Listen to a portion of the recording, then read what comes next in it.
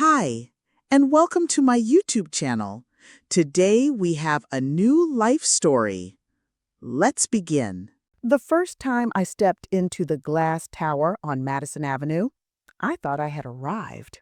The lobby of Laurent and Hart smelled like expensive fig-scented diffusers, ambition, and polished marble. Recessed lighting illuminated shelves of archival fashion books and limited edition campaign prints. Monochrome portraits of models draped in silk, gazing at the lens like they'd been born with secrets. I was 23, wearing a charcoal blazer from Zara and vintage Ferragamo loafers I thrifted and shined to within an inch of their lives. My resume was printed on thick cream cardstock, and I had rehearsed every possible interview question until my voice cracked. I stood in line with other candidates, most of whom had last names that matched buildings, boardrooms, or long-dead financiers, and I told myself to stop sweating through my blouse. My name is Sage Monroe, and that day I was one of 6 finalists for a single internship in the brand strategy department of the most prestigious luxury fashion house in New York. It wasn't just a resume builder, it was the gateway to the kind of life people like me were rarely even allowed to glimpse, let alone touch. What none of the articles or HR gloss ever said out loud, but was quietly understood, was that Laurent and Hart didn't just look for talent, they looked for legacy. The unspoken rule was that you had to come from a certain kind of bloodline, that your ancestors had to have owned silk plantations or funded European ateliers, or at least had a second home in the Hamptons with a wine cellar curated by an expert. My mother worked as a hospital shift nurse in Newark, and my father had disappeared before I could remember his face. Our family photos were printed at the pharmacy. Our fine china was an IKEA dish set we'd glued back together more times than I could count. But none of that mattered. Not then, not to me. I believed I could outwork the difference. I had graduated top of my class at Columbia. I double majored in economics and visual studies.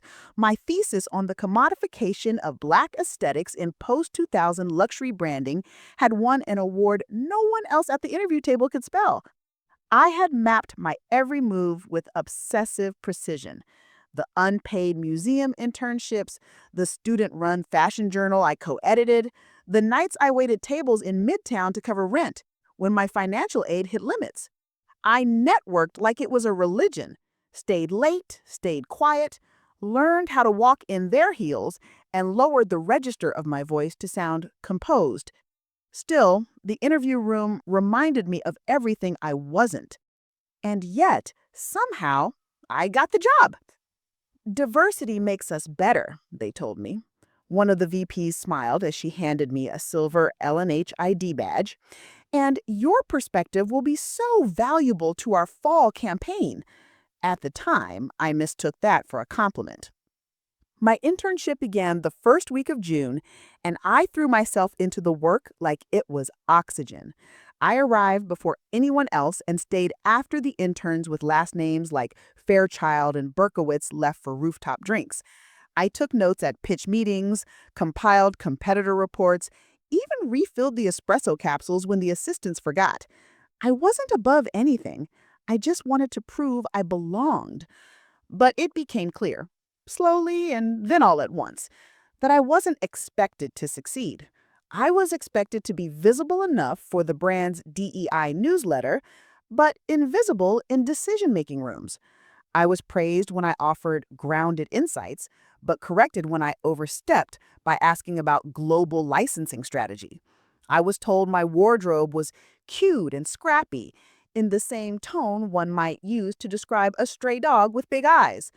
When I landed a major influencer for a capsule campaign through a college connection, someone the company had tried and failed to book the previous year, it was chalked up to luck. And then there was Isabel Hart, founder's granddaughter, legacy face of the house, the woman who once graced the cover of Vogue at 19, not because she designed anything, but because she wore a belted trench in an atrium her family owned. She was 31 when I met her, newly installed as head of brand innovation, a title that had never existed before and appeared to have no responsibilities outside of PowerPointing vague trends like reclaiming femininity or nostalgia fatigue, while sipping green juice and crossing her legs like she patented the gesture. From day one, Isabel made it clear that she saw me as a prop. She was the intern she introduced to senior designers as our fresh perspective from the outside world. She once referred to my accent, which I had worked so hard to neutralize, as refreshingly authentic. At a department lunch, she placed her hand on my shoulder and told the group that she loved how I really embodied Gen Z's rejection of polish, which I suppose was her way of commenting on my 3-year-old phone and the fact that I hadn't been able to afford a blowout that week. She had a way of complimenting me that always felt like a scratch, and I smiled through it every time. I kept telling myself it would pay off, that this was how you got in, that if I could just be unbothered and diligent, if I didn't cause waves, if I learned the unspoken rules, I could find a seat at the table, or at least next to it. Then came the Devlin pitch. Every summer, interns were assigned a capstone project. The top 3 would be presented directly to the board. Mine focused on digital native brand loyalty among marginalized Gen Z shoppers, a market that L&H had been quietly losing for years. I gathered 6 months of data, ran surveys, conducted interviews, even coded a mock-up of a microsite tailored to up-and-coming queer designers and streetwear talent of color. It was sharp, it was original, and it got attention. Too much attention. Isabel's assistant accidentally attached my deck to a briefing she forwarded to the brand strategy team 2 days before the board meeting. When I arrived at the final presentation, I was stunned to watch Isabel herself take the stage and deliver my pitch. Every statistic, every image, even my closing line. My name was nowhere on the slides. She called it a bold new vision from within. I sat in the back row with a smile stretched across my face so tightly I thought my jaw might snap. When I tried to speak to HR about it, I was told that interns didn't hold IP rights, that I had clearly been inspired by internal conversations, and that it's important to focus on what you learn from the process. 2 weeks later, I was let go after a sudden and vague report that I had failed to adhere to confidentiality protocols. The official email cited a misplaced NDA draft I had printed for a team lead, a routine task every intern did, but mine somehow was flagged as a compliance violation. My badge was deactivated before I could even pack up my desk. No exit interview, no goodbye. Just one final look from Isabel as she passed my desk that afternoon, her latte in one hand and phone in the other. She didn't say a word. She didn't need to. Because in her world, people like me never stayed long. But what she didn't know, what none of them knew, was that I never forgot anything. Not how she smiled as she stole my work, not the names of the board members who clapped, not the way the office went quiet when my chair sat empty the next day, like I had been a passing weather event, not a person. They thought they had erased me. But I was only just beginning. I moved out of my sublet 3 days after they let me go. I didn't wait for the next month's rent to come due. The girl I was rooming with, an NYU grad student with a trust fund and a gluten intolerance she talked about like it was a calling, offered me a referral to a friend at Bon Appetit. "They love your kind of story," she said, while wrapping turmeric chicken in beeswax paper, like adversity chic. I told her no thanks and closed the bedroom door. There was nothing chic about what I was feeling. I spent the next few weeks in a kind of stunned silence. Not dramatic, not even particularly tearful, just blank. My inbox still had some messages from the other interns, polite words of support that felt more like performance than comfort. A few were genuine, mostly from the ones who weren't from legacy families. One girl named Zora, who had grown up in Detroit and now worked at a startup in San Francisco, called me after the story of my dismissal started floating around the industry. She didn't ask for the version I would have given in an interview. She just said, "Tell me what really happened." And I did. Afterward, she said something I never forgot. "You didn't lose a job. You saw the inside of the machine. Most people don't get that close before they get comfortable." I took that as both warning and permission. For a while, I applied to other roles in the industry: associate planner positions, entry level content strategy jobs, even retail analytics at mid tier brands that never made Fashion Week but paid their interns. I didn't get a single call back. A friend from Columbia's fashion studies program let me know that people were hesitant because of the way I left Laurenton Hart. "They're saying there was a breach of confidentiality," she said delicately, as if those words hadn't become an echo chamber in my head. "It's not a hard no, but it's a soft caution." It didn't matter that the story was false. In that world, perception was precedent. So I stopped trying to re-enter through the front door. I picked up freelance gigs: styling assistant for a friend's e-commerce shoot, copywriting for a sustainable leather brand that paid in product credits and free lunch. I built a little routine out of small jobs, quiet mornings, and walks through Soho where I'd linger outside showrooms with my headphones in, pretending I belonged. It wasn't satisfying, but it kept me moving. The shift came gradually, almost without me noticing. I started keeping a notebook, not a journal, but something closer to an audit.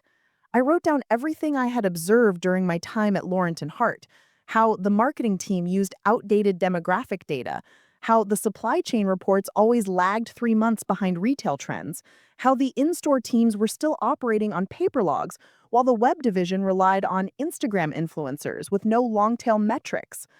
I started sketching ideas: better data mapping, micro brand amplification, platform integrations that could track sentiment in real time instead of relying on traditional customer panels. It wasn't a business plan yet, just notes. But eventually, notes became structure. I enrolled in a weekend course on consumer analytics through General Assembly. It wasn't Columbia, but it was real. And it helped me see how far ahead some of my ideas actually were. Most legacy brands were still treating digital as a channel, not a culture. They thought posting on TikTok was strategy. I was thinking about predictive insight based on digital behavioral shifts, not just what do they like, but how are they moving and where are they going next. By the end of that course, I had a 30-slide deck titled Form. Form wasn't a brand, not at first. It was a platform, a hybrid between market analytics and creator curation, a place where underrepresented designers could plug into data, trend forecasting, and limited scale production resources without selling their identity to legacy gatekeepers. I didn't want to be a fashion brand. I wanted to be the architecture underneath the new ones. I needed help, though. I had vision, but no back-end development skills. So I posted an anonymous inquiry on a few Slack groups I was still part of from school and previous internships. One reply stood out. A woman named Min, a Korean-American product engineer who'd worked at a retail SaaS firm and hated it, wrote, "You're talking about a reverse platform play. It's risky, but interesting. Want to talk?" We met in a cafe in Greenpoint that only served pour-overs and used QR menus that never worked. Min wore a sweatshirt from a tech conference in Seoul and took out a tablet before she sat down. "You're not building a brand," she said after I pitched her the first version. "You're building an ecosystem. It's harder. It might actually matter." We started working together that week. She handled the architecture, I built out the designer network. We both kept our other gigs to pay rent, but slowly, Form became less of a project and more of a pulse. We didn't talk about funding for the first 6 months. We weren't ready. But by month 8, we had 3 micro labels using our tools to streamline capsule releases. One of them doubled their revenue from the previous year. Another landed a minor mention in paper. And people were asking questions. I pitched our first angel investor in the back of a co-working space that smelled like printer toner and stale protein bars. He was an old professor of Min's, someone who had exited a small fintech startup and wanted something different. He listened to our pitch without interrupting, then asked one question. How fast do you want to grow? I said, fast enough to prove it works, but not so fast we become what we're trying to replace. He cut us a check for $120,000 the following week. It wasn't much by startup standards, but it was more than I'd ever had to work with. We moved into a tiny office with a secondhand conference table and 3 mismatched chairs. I bought a coffee machine, Min brought a whiteboard. We got to work. I didn't think much about Laurent and Hart during those early months, not because I'd forgotten, but because I didn't need to remember. The burn had cooled into something else, a kind of quiet calibration. I didn't want revenge. I wanted proof. And proof comes in numbers, in movement, in what happens when you don't try to be seen, but start building something that can't be ignored. Still, when one of our early partner designers forwarded me a brand outreach email from a senior innovation consultant at Laurent and Hart, I stared at the screen longer than I should have. The name on the signature line was Isabel Hart. The message arrived with no urgency, no drama, no subject line that hinted at its weight. Just a quiet forward from Temmie with a short, neutral note. Curious if I should take this seriously. Your thoughts? I had been sipping my second coffee of the morning, surrounded by half-finished sketches and rollout calendars, when I opened the attached email. The name in the signature line stopped me cold, though not with the kind of pain I might have expected years ago. It didn't sting, it didn't burn. It simply landed with the dull precision of a file drawer sliding shut. Isabel Hart, Head of Innovation, Laurent and Hart. The message was addressed to Temmie directly, written in the brand's carefully manicured language, neither cold nor warm, just perfectly hollow. It spoke of a new initiative designed to highlight and amplify historically underrepresented design voices, an incubator program, she called it. Something about synergizing classic craftsmanship with emergent cultural vision. There were phrases pulled directly from the kinds of conversations we'd been having at Firm for nearly 2 years, except now they'd been softened, emptied, reheated, and served back on a silver tray. Temmie, to her credit, had sensed the dissonance. She was one of our earliest collaborators, a sculptural knitwear designer with a fiercely intelligent eye and an audience that had grown organically, not through gimmick or press, but through consistency. I had introduced her to the Firm platform when it was still half-coded and buggy, and she trusted me anyway. Now she was getting courted by the same institution that had quietly erased my name from their boardroom. I didn't reply to her right away. I let the message sit on my screen, let it breathe. There was a time I would have paced the room, felt my chest tighten, run the conversation over and over in my head. But I had no desire to go backward. I didn't need to rehearse a confrontation that wasn't happening. I didn't need to decode Isabel's intentions. I already knew what this was. Legacy systems do not create, they absorb. They hunt movement, not meaning. They smell what's working and seek to bottle it in their language, under their terms, at their convenience. And when they see something they can't fully control, they try to co-opt it before it becomes competition. I answered the next morning with measured clarity. I told Temmie what I had told myself the day I left the L&H building for the last time. Their interest doesn't mean you're welcome. It means you're useful. I explained, without anger, the history I had with that office. Not the drama, not the betrayal, just the mechanics of it. The way credit travels upward and blame falls downward. The way someone like Isabel could speak of inclusion and representation without ever acknowledging the walls her last name helped build. Temmie's reply was simple. They can't hold what they don't understand. She made a post on her design page later that week.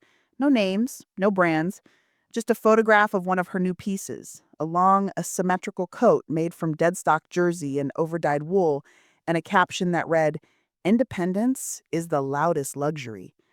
It caught fire. The comments were filled with emerging designers, stylists, cultural critics. Some read into it, some just resonated with the sentiment.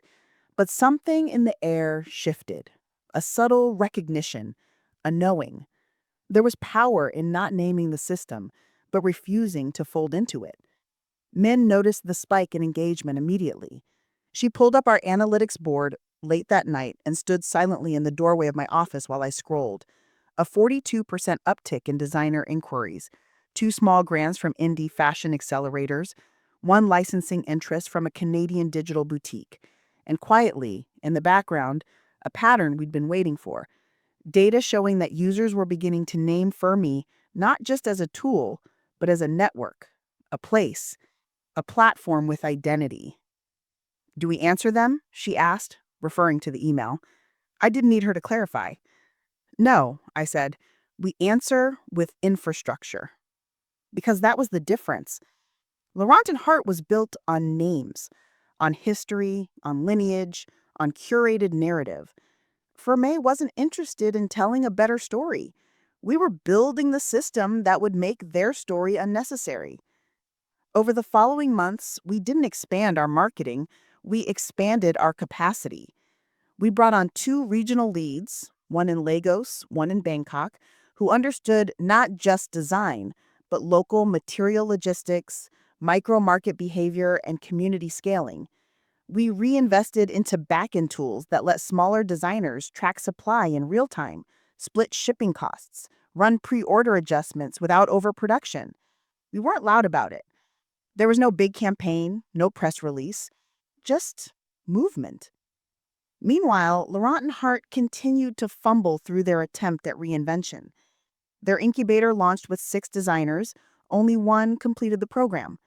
A review quietly surfaced on a Fashion Insider blog about creative silencing, token visibility, and the hollow mentorship structure that left participants with glossy photos but no infrastructure.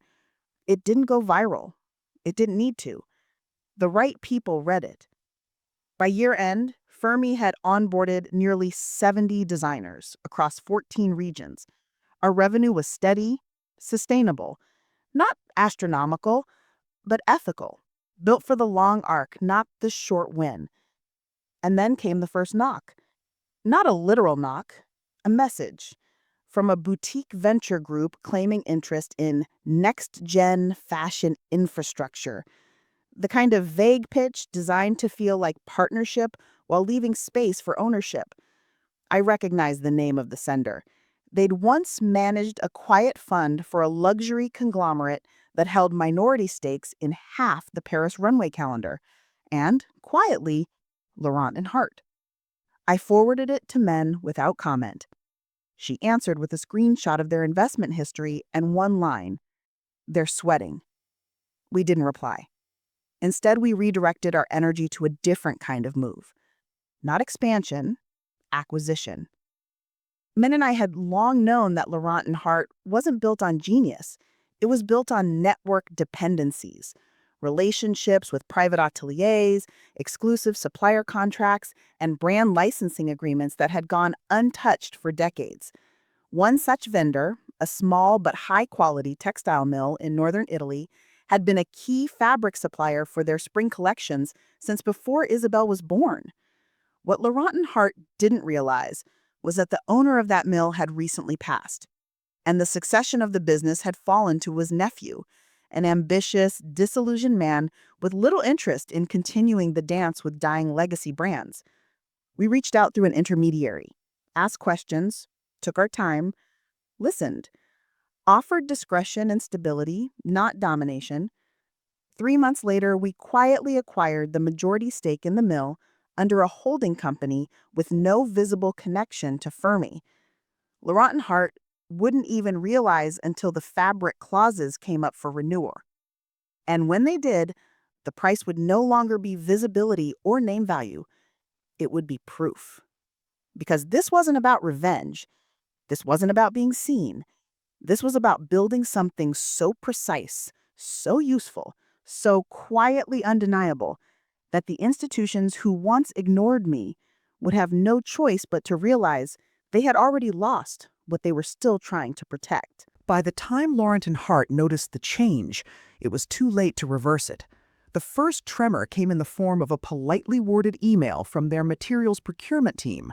It was addressed to the Italian textile mill we had quietly acquired 6 months earlier. The request was routine, an order confirmation for a fabric they had used in their upcoming spring collection, a cotton silk blend they had renamed internally as Soleil 1. The reply they received was equally polite, but firm. The terms of exclusivity had lapsed, the minimum order volumes had changed, and the new pricing structure would be reviewed on a quarterly basis by the majority stakeholders. Their procurement lead tried to arrange a call. She was met with silence. Then a second email, this time directed to the holding company. The response was brief. We are in the process of restructuring vendor relationships. We thank you for your prior partnership. It wasn't retaliation. It was reallocation. And they knew it. I received a screenshot of their internal email thread a few weeks later, forwarded to me by someone who had worked in their digital strategy team before quietly leaving to join one of our partners. The subject line was sharp with panic, urgent, vendor breach, spring fabric at risk. I didn't gloat. I didn't even smile. There was no satisfaction in their scramble, only inevitability. The moment wasn't about revenge. It was about recognition, proof that the systems they had trusted to hold them up were no longer exclusively theirs. They weren't falling, not yet, but they had begun to shift, and they could feel the weight of it. Around that time, I received a second message from the same boutique venture group that had reached out months earlier. This time, their tone had changed, less flattery, more urgency. They were revisiting active conversations in the space and wondered if Form A would be open to discussing strategic consolidation pathways, a phrase that meant they were preparing for acquisition season. The email included a slide deck outlining their portfolio and a quiet note that Laurent and Hart had been exploring divestment opportunities in non-core verticals. That caught my attention. I forwarded it to Min with no subject line. She called me 5 minutes later, her voice calm as always. She said, if they're considering asset sales, it's because someone upstairs knows they're bleeding. Either they're trying to buy time, or they're looking for a way out. We didn't need to speculate further. We already knew which assets they would look to offload first. Not their retail footprint, too visible. Not their licensing deals, too valuable. The first thing to go would be their internal digital development unit, the department Isabel had been placed over, the one she had rebranded as innovation. It was the one part of their structure that never turned a profit. 3 days later, we got the confirmation we'd been waiting for. A friend in the investment space forwarded a quiet listing, buried, not public, offering partial stake in L&H Digital Ventures. The language was clinical. The offer was open to select industry-aligned bidders with long-term vision in fashion-adjacent infrastructure. The price was steep for what was essentially a collection of mismanaged beta platforms and shelved white-label apps. But it wasn't the product we were buying. It was the access. We bid through the holding company, not as Form A, not as individuals, just another discrete acquisition fund, one of dozens that pass through the New York equity space every month. We didn't bid high, we bid fast, and the moment the documents cleared, we had a seat inside the machine. The due diligence documents were messy, missed projections, incomplete contracts, half-built tech stacks designed more for optics than utility. But buried in the file structure, among the financials and internal memos, was a trove of correspondence, emails, strategy decks, old pitch materials, including my original Devlin campaign. Every slide, every graphic, my original text descriptions, untouched, still filed under a mislabeled folder in the department's shared drive dated 2 weeks before Isabel's presentation. I didn't say anything. I just downloaded the file and saved it under a new name, Basis. Min and I reviewed the acquisition agreement in silence that night. We didn't plan to use the assets. We didn't need them. But we wanted the record, the paper trail, the invisible spine of decisions that would tell the real story, not for the public, not for press, but for our own clarity. Because reclamation isn't about spectacle. It's about structure. And the structure was finally ours. The transition process was quiet. We appointed a proxy manager, let the internal team believe they'd been absorbed by a larger portfolio group. There were no layoffs, no meetings, no fanfare, just a redirection of access. One by one, we closed or repurposed the digital properties, we terminated dormant vendor contracts, we rerouted the internal tools towards our own digital platform development. Laurent and Hart made no public comment. And why would they? There was nothing dramatic to report, no scandal, no headline, just a slow shifting of architecture under their feet.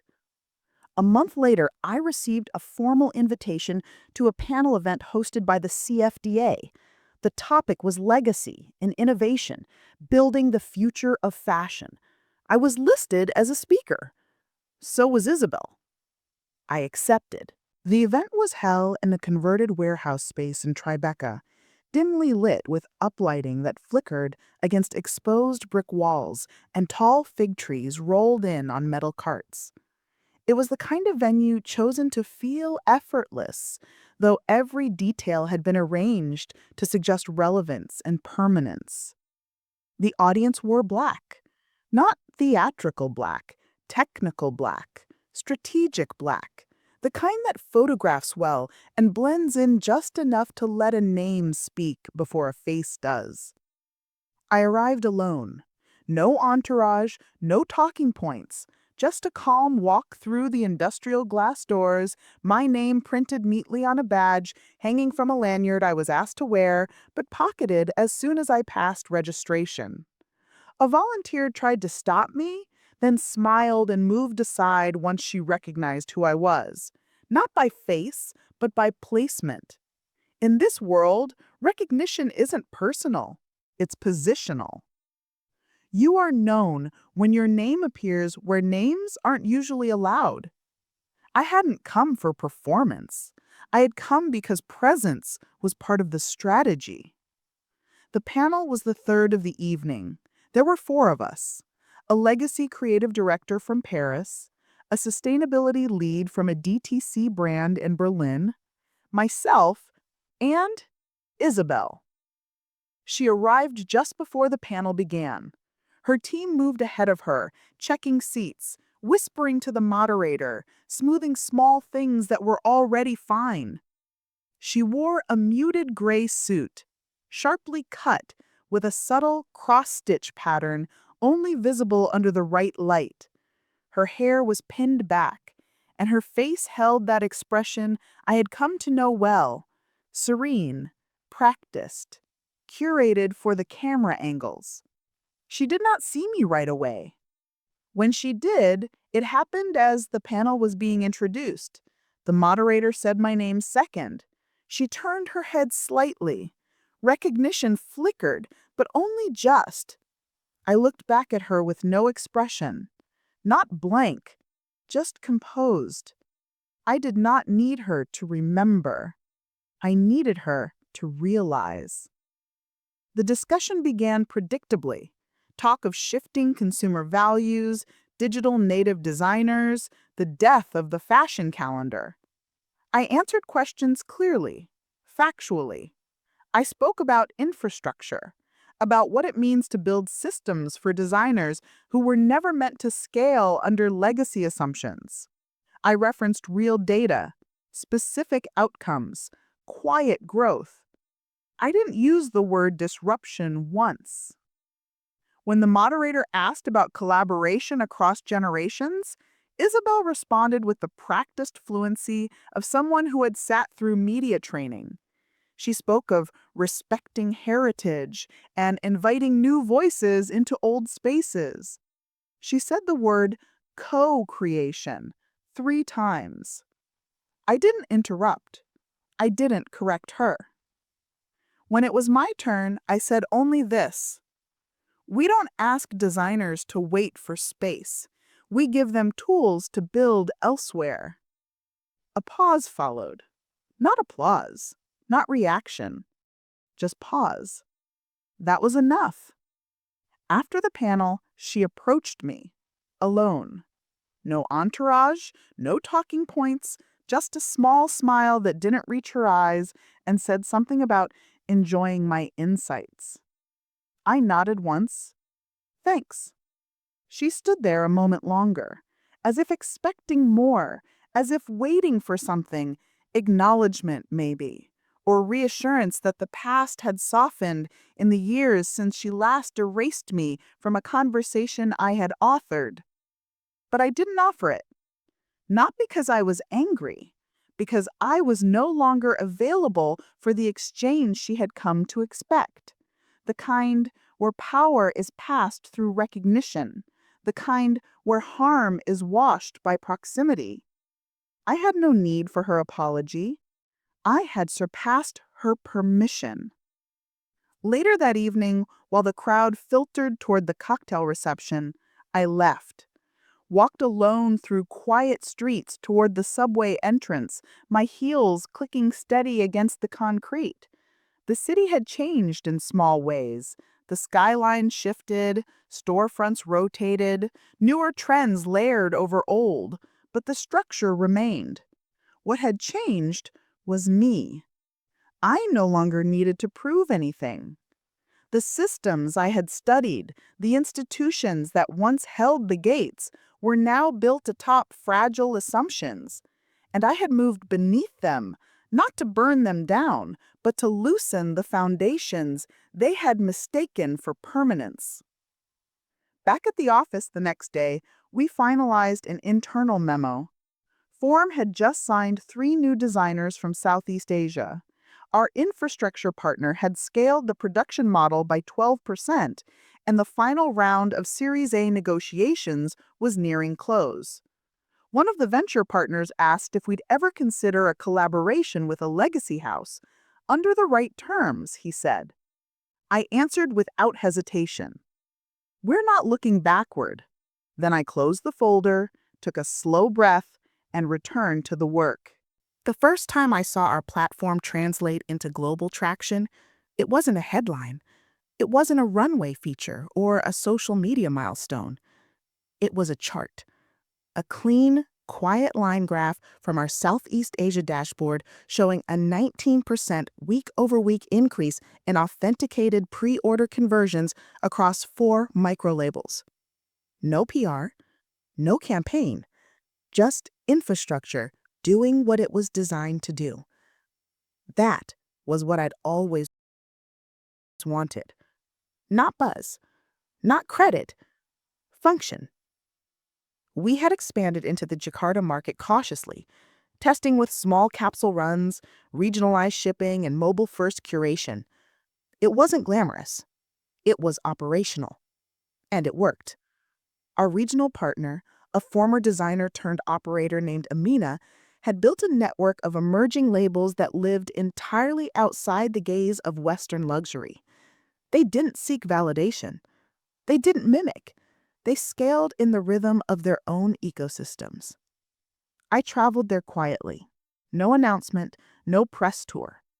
Just a week in the city, walking through shared studios, rooftop dye labs, and co-op showrooms where clothing was still treated like language, meant to carry story, not spectacle. Amina took me to a night market where a non-binary designer from Surabaya sold modular garments made from upcycled denim and laser-cut mesh. We watched them interact with customers directly, adjusting fit, taking notes, running small batch alterations right there under a canopy tent lit with battery lanterns. That, Amina said, without pointing, is sustainability. Not as a pitch, as a structure. It reminded me of why I had started all this in the first place. Back in New York, our team had grown. Still small, still careful, but steady. We'd moved into a larger workspace, nothing glossy, just light and clean with wide desks and a calendar on the wall marked with regional launch targets. Men had hired 2 engineers to support back-end improvements. Our community team had grown to include people in Nairobi, Bogota, Seoul. The map on our wall had pins, but no borders. Just activity. Just motion. And yet, with every milestone, I felt more convinced that success wasn't in how many people knew our name. It was in how many no longer needed it. We had begun transitioning certain tools to open source. Quietly. No announcement, No vanity branding, just clean, shareable infrastructure that allowed designers and micro brands to build independently if they chose to. Some stayed with us, some didn't. It didn't matter. The point wasn't retention, it was replication. Legacy, as I had come to understand it, wasn't about name, it was about pattern. I still receive the occasional email from legacy firms, sometimes disguised as exploratory partnerships, sometimes cloaked in compliments about our vision, but I never responded to the first message. If they followed up, men handled the reply. Polite, final. Our position didn't need to be aggressive to be firm. We didn't posture. We simply moved on. Laurent and Hart made a few more attempts at reinvention. Another capsule program, a creative advisory board. They even launched a series of talks featuring cultural voices from the periphery. Though never too peripheral, never too controversial, it was all carefully framed, well lit, hollow. One of their junior consultants reached out to a former form designer for a collaboration inquiry. The designer responded with a link to their live dashboard: metrics, margins, independent growth. The message was clear. We've already built what you're still pretending to seek. And quietly, people began to understand. The shift wasn't loud. It wasn't dramatic. It didn't come in a headline or a scandal. It came in attrition, in the quiet slide of relevance, in the fact that Laurent and Hart's most promising new voices had never heard of Isabel Hart, that their innovation unit had been folded into marketing, that their board had begun quietly exploring merger options. I heard about it through a former LMH employee who now worked for a textile analytics startup in Amsterdam. She messaged me without preamble, just a link to a trade newsletter and the words, "They're looking to sell, not assets, everything." I didn't respond. I didn't need to, because by then, Form had moved beyond reaction, beyond proof, beyond them. We were already designing a new infrastructure project that didn't need a centralized brand at all. A distributed platform that would let designers form their own coalitions, negotiate joint supply contracts, pool resources, and retain autonomy. No gatekeepers, no institutions, just tools, data, and trust. Men called it succession without hierarchy. I called it architecture, because we weren't building a company anymore. We were building conditions, the kind that made legacy unnecessary. There came a point when I stopped needing to be the one in the room. It didn't happen all at once. No single moment, no ceremony. Just a quiet observation, repeated enough times to take root, that things kept moving even when I wasn't at the center. A meeting where I wasn't copied on the agenda. A product iteration I heard about 2 days after it shipped. A collaboration deal closed by someone else on the team. At first, I tried to correct the distance. I stepped in, asked for briefings, reviewed the decks. But then I stopped. Not out of exhaustion, out of clarity. It was working. Not because I controlled it, but because I didn't have to. Men was the first to suggest we begin planning for succession, not as an exit, but as a reframing. "You don't want to build something that only exists if you stay inside it," she said one night, over the kind of dinner we'd once had to split for cost. "That's not power, that's dependency." She was right. I had built Form out of necessity, out of exclusion, out of the desire to create something I couldn't find anywhere else. But over time, I had become the thing I once challenged. Indispensable, not by design, but by default. And indispensable things, in business or in systems, eventually become bottlenecks. We started slowly. Internal audits, process handoffs, silent weeks where I wouldn't weigh in unless asked. I watched as others filled the gaps, sometimes imperfectly, often differently, occasionally better. The hardest part wasn't letting go. It was learning to accept that the rhythm didn't need to sound like mine to still be working. By the end of that quarter, Form was running across 5 regions with decentralized operations. Our Southeast Asia hub had spun off a sub cooperative on its own. Nairobi was building an internal materials library without needing HQ input. Bogota had developed a vendor verification protocol that outperformed ours. I was becoming irrelevant in the best possible way. And I began to think seriously about what came next. Not for the company, but for me. The platform didn't need a face anymore. It had become a shape, modular, adaptable, layered. And with each new iteration, it was becoming less tied to origin and more aligned with direction. That's what good systems do. They evolve beyond their source. I didn't want to sell. That had never been the point.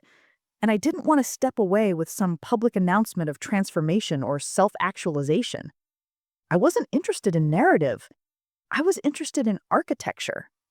And architecture doesn't declare itself. It holds. So I made a different kind of plan. Not for retirement, not for reinvention, but for quiet replacement. We initiated a process I called the inversion.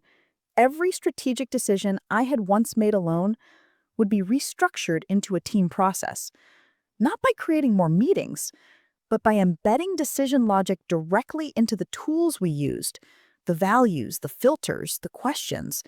Not what would Sage do, but what does the system now prioritize, no matter who's at the controls? We stopped using my name in decks. We removed it from founder bios. New hires didn't always know who I was, and I didn't correct them.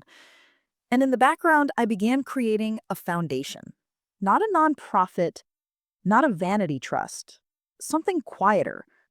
A legal shell designed to acquire, protect, and return access to the small pieces that make systems like Form possible. Vendor infrastructure, cloud assets, copyright clauses, old textile patents, obscure licensing tools, often overlooked, sometimes abandoned, always exploited. I called it Basis, borrowing from the file name I'd once used for that stolen campaign deck. A full circle, but not poetic, just practical.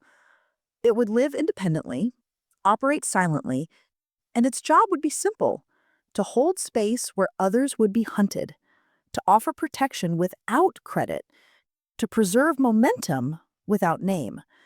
Min was the only one who knew the full structure. She approved. We wrote the bylaws late one Sunday evening, sitting on the office floor because we'd already packed up the furniture for a redesign. She looked at me, not smiling, just steady. She said, most people build legacy so they can keep being important. I'm not interested in legacy. I'm interested in infrastructure that survives my absence. She nodded once. That's rarer. We left it at that. There's a quiet kind of clarity that comes when you finally built something you're no longer needed to protect. It didn't arrive like a revelation, no sunrise, no swelling orchestral cue, just a series of small moments that added up to certainty. A product rollout that launched on time without me seeing the final wireframes. A conflict between two regional leads that was resolved with no escalation. A young designer from Sao Paulo tagging Form in a post and crediting a support coordinator I'd never met. It all worked, not because I pushed it forward, because it had outgrown me. I had become unnecessary, and that, I realized, was the highest form of success I could have ever hoped for. When I first started building Form, I thought survival meant presence, that to remain intact, I had to remain central, the name on the deck, the voice in the meeting, the last word in the room. But presence, I'd come to learn, was expensive. It required constant maintenance, and the moment you made yourself indispensable, you became your own limit. So I began to step back in earnest. I stopped joining Monday check-ins. My calendar went quiet. I transferred ownership of all project management tools to team leads. Slowly, cleanly, I withdrew my name from the daily rhythm. It wasn't dramatic, no public exit, no email to the team announcing a change, Just a progressive absence, absorbed like silence after a long song. The only place I still appeared was in the founder's registry, and even that I was in the process of converting. We'd already moved Form's operational control to a rotating board model. Soon, my name would be reduced to a line and a footnote.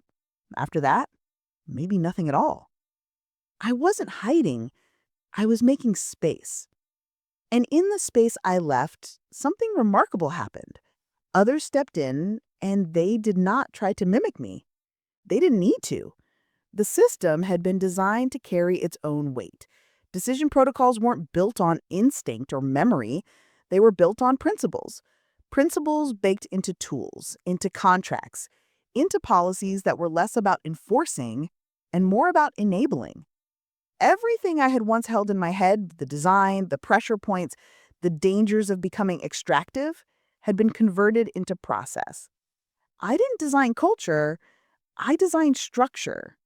And structure doesn't ask to be thanked. Still, every now and then, someone would message me. A young founder, a former intern, a partner from years ago who'd grown their label into something self-sustaining. They'd reach out with a story, a statistic, a thank you. I answered when I could, briefly, kindly, but always with distance, because gratitude wasn't the goal. Replication was. One of those messages came from a woman named Sarita. She'd been part of a cooperative in Chennai that used Form's open source manufacturing scheduler to coordinate fabric dye orders across 5 labels. She sent me a screenshot. The tool had saved them 38 hours of production lag in 1 quarter. Just numbers. No marketing language, no brand tag, just function. At the bottom of her note, she added, "We never knew who made it, just that it made things easier. Thank you." That was the only moment I allowed myself a small smile. Not because she remembered me, because she didn't need to. I returned once, but not as a figure. Not for a meeting, not for a speech, not even for a quiet behind-the-scenes consultation. Just a walk. One afternoon in early spring, I let myself drift toward the space we used to call headquarters, though by now no one called it that. It wasn't nostalgia. It wasn't sentiment. It was something simpler, a kind of audit. I wanted to see if the systems held. The building was still there, of course, a modest corner space in a converted printing facility. The door was propped open. Inside, it looked nothing like it had when I first laid down the floor plans. The old concrete table was gone, new lighting, new layout. The whiteboard replaced by an interactive display board I didn't recognize, filled with tasks I hadn't assigned and workflows I didn't build. I didn't announce myself. No one recognized me. I walked slowly, observing the quiet buzz of people at work, a small group clustered over shipping analytics, 2 community leads debating launch timelines in Portuguese, someone troubleshooting a digital handoff between Nairobi and Amsterdam. I watched for a while, just watched. There was no pause when I passed by, no shift in posture. I was just another passerby in a city full of people who looked like they belonged. And that was the point. I stayed no more than 10 minutes, long enough to see that it was still breathing, that no one had been waiting for me to return, that no one needed to ask me where the system had come from because they were too busy running it. Outside, the wind had picked up, late-season blossoms blowing across the sidewalk in sharp little swirls. I walked for blocks, not in any direction, just forward. What happens when your absence becomes a kind of infrastructure? Nothing, if you've built it correctly. You don't need legacy. You don't need permanence. You need clarity. You need repeatability. You need to make yourself unnecessary. And then you walk away. People sometimes ask what I do now. I don't give a rehearsed answer. Sometimes I say I'm in systems. Sometimes I say design. Sometimes I say nothing at all. Because what I do now isn't important. What matters is what continues. What doesn't stop when I leave the room. What doesn't collapse when I go quiet. That was the goal. It always was. Eventually, the questions stopped coming. Not all at once, but gradually, like how water stops dripping from a faucet when the pressure evens out. A founder I had once mentored stopped including me in her updates. A publication that used to check in no longer did. One day I realized it had been nearly a year since anyone had asked me to speak about what I built. And the strange part was how natural it felt, as if the world had finally caught up to what I'd been quietly orchestrating for years, the long, patient process of subtraction. I hadn't vanished. I was just no longer relevant, and I had designed it that way. The truth is, most people don't want to disappear. Not really. They want to be remembered. They want to be cited, memorialized, honored, mythologized. They want the plaque, the keynote, the LinkedIn obituary for their time at the center. I didn't want any of it. What I wanted, what I built toward, was something quieter, something without an aftertaste of ego. I wanted systems that could outlive me without carrying my name. Somewhere along the way, that became more than enough.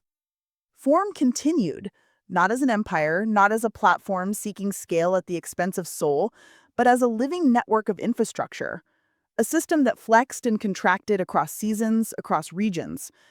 There were parts I no longer recognized, entire design programs I'd never conceived, language I wouldn't have used, and still, it held. It moved. At some point, someone wrote a think piece about it, the platform that rewrote the rules of creative equity. My name didn't appear in the article. I skimmed it, then closed the tab. The building I'd once called our office was sold, then leased back by a new venture. I heard they'd turn the upstairs floor into a collaborative textile lab. I thought about visiting, but decided against it. I had already walked away once, and once was enough. One night, sitting by the window of a borrowed apartment in another city, I pulled up the back end of a small platform tool we'd quietly open-sourced years earlier. It had been cloned, improved, localized. The new version had a different name, a different color scheme, and a feature set I wouldn't have thought to build. I smiled softly, not because it was mine, but because it wasn't. That was the work, not the launch, not the growth, not the acquisition or the recognition.